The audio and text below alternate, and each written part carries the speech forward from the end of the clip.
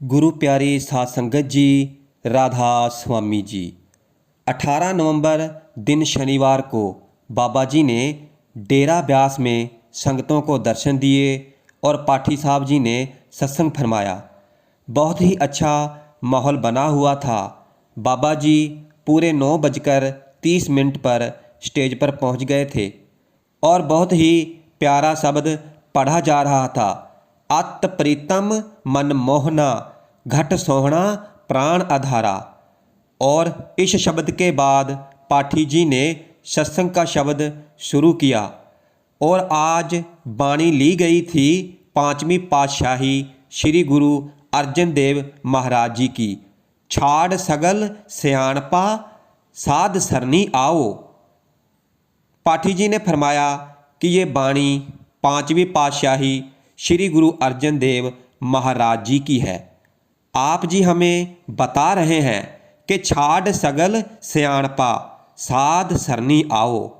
आप जी फरमा रहे हैं कि आप अपनी सियाणप को छोड़ो और गुरु का पल्ला पकड़ो। और फिर यहाँ पर सवाल पैदा होता है कि गुरु का पल्ला क्यों पकड़ना है? मालिक से मिलने के लिए, मुक्ति हासिल करने के लिए। गुरु घर फरमाता है एक ओंकार, मालिक एक है, ये नहीं कि मालिक अलग अलग है। गुरु घर फरमाता है उत्पत परलो शब्द होवे, शब्द ही फिर औपत होवे। मालिक का कोई रंग नहीं है, कोई नाम नहीं है।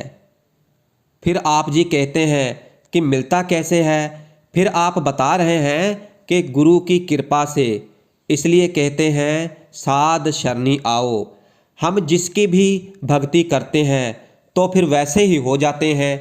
और अब जब तक हम गुरु का पल्ला नहीं पकड़ेंगे तब तक हम यहाँ से पार नहीं हो पाएंगे। चाहे मालिक अंदर है, इस संसार में सियाणा बनकर नहीं रहना है, झुककर चलना है, गुरु की रजा और भाने में रहना है। और जब आप शब्द की कमाई करोगे तो फिर इसको हम कहते हैं प्रभ का गुण गाना। और ये नहीं कि उसकी वड्याई करनी है। अब गाने का मतलब है शब्द की कमाई करनी। इस संसार से कोई पार नहीं हो सकता बिना गुरु के। आप जी फरमाते हैं सतगुर शरण गहो मेरे प्यारे। स्वामी जी महाराज भी फरमाते हैं कि भाई गुरु की शरण में जाकर नालायक भी लायक बन जाते हैं। आप जी फरमाते हैं नौ निध अमृत प्रभ का नाम, देही में इसका विश्राम। ये नाम गुरु के पास ही मिलता है। हमारे पास कोई अनमोल चीज़ होती है तो फिर हम उसे संभाल कर रखते हैं। ऐसा ही प्यार हमें गुरु के साथ पैदा करना है, लेकिन उसका हमें ढिंडोरा नहीं पीटना है, उसको हमें संभाल कर रखना है। जैसे 5 प्यारों की तरह गुरु साहब जी ने जैसे अपने 5 पुत्र वारे थे। अब आते हैं बाणी की दूसरी तुक पर। आप जी फरमाते हैं कि हे मेरे मन, नाम की कमाई कर। हम केवल कर्मों का भुगतान कर रहे हैं और पता ही नहीं कि कितने कर्म किए हैं। जन्मों जन्मों का भुगतान कर रहे हैं। कर्म जो जो तू करेगा भुगतना वही भरना। आने जाने का चक्कर तो भाई उस वक्त ख़त्म होगा जब हम निर्मल पवित्र होकर नाम की कमाई करेंगे। अब आप जी आगे फरमाते हैं कि भाई ये रिश्तेदार, भाई बहन, जितने भी रिश्ते हैं सब गर्जों के रिश्ते हैं। जब गर्ज ख़त्म हो गई तो फिर कोई भाई नहीं, कोई बहन नहीं। तो भाई ये रिश्ते तो इसलिए बने हैं कि भाई किसी का तुझे देना था और किसी के पास से तुझे लेना था। इसलिए ये सब गर्जों के रिश्ते हैं। जब गर्ज ख़त्म हो जाती है तो कोई भी अपना नहीं बनता। आगे फरमाते हैं घट घट में हर ज्यों बसे, संतन के हो पुकार। आप जी एक जगह बुल्ले शाह जी की मिसाल देकर समझाते हैं ਉਹ ਸ਼ਾਹ ਸਾਡੇ ਤੋਂ ਵੱਖ नहीं तेरी देखण वाली अख नहीं। इसलिए भाई अगर ये प्रेम प्यार पाना है तो फिर मालिक के साथ पालो, और फिर तो तेरा कुछ बन ही जाएगा, तेरा कुछ संवर ही जाएगा। नाम के तारे सगले जंत, नाम के तारे खंड ब्रह्मंड। जो नाम की कमाई करते हैं तो फिर उनको ही नज़र आते हैं। इसलिए भाई तेरा कोई मित्र नहीं है, कोई तेरा रिश्तेदार नहीं है, तेरा असल रिश्ता तो मालिक का है।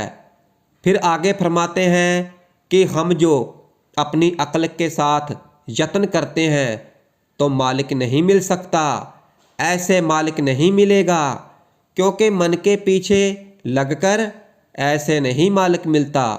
इसलिए भाई तू गुरु का पल्ला पकड़, और ये नहीं कि सिर्फ तू पल्ला ही पकड़े, पल्ला पकड़कर आगे भी बढ़ना है।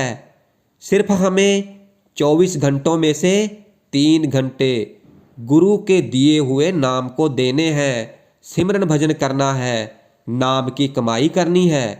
और फिर मन पता नहीं कितनी ही ख्वाहिशें आगे रखेगा, और अगर हम उनको पूरा कर देंगे तो फिर मांगेगा, क्योंकि हमारे मन को तो मांगने की आदत पड़ी हुई है, ये तो मांग करता ही है। इसलिए अगर मांगना है तो नाम की कमाई मांग लो। फिर आगे एक बड़ी खूबसूरत बाणी की मिसाल देकर हमें समझा रहे हैं। चाहत मिट्टी चिंता मिट्टी, मनवा बेपरवाह, जिसको कछ ना चाहिए वही शहनशाह। भाई मालिक को मालिक से मांग लो। गुरु का असल स्वरूप शब्द है। अगर हम गुरु का हुक्म मानकर आगे बढ़ेंगे तो फिर पार हो जाएंगे, और अगर हुक्म नहीं माना तो फिर आना जाना तो लगा ही रहेगा। और अब ये सोच विचार हमने करनी है। आगे फरमाते हैं, सच होवे तां सच पाइए। मालिक के साथ मिलने के लिए तो पवित्र और निर्मल होना पड़ेगा। हमें अपने आप को ही गुरु को सौंप देना है। अगर अपने आप को सौंप दिया तो फिर मालिक अपने आप बख्श लेगा। और फिर आखिर में फरमाते हैं, बिन मेहर गुरु नहीं मिले। इसलिए भाई अगर बिना दया मेहर के अगर गुरु ही नहीं मिलता तो फिर मालिक कैसे मिलेगा। इसलिए भाई ये तो उसकी मौज है, उसकी रजा है, और हमें क्या करना है, हमें सिर्फ अपने आप को सौंपना है और शब्द की कमाई करनी है। अगर हमारे मन को बार बार मांगने की आदत है और ये नहीं मांगने के बिना रह सकता, तो मालिक से सिर्फ एक ही चीज़ मांगनी है, नाम की कमाई मांगनी है, शब्द की कमाई मांगनी है, और मालिक से मालिक को मांगना है।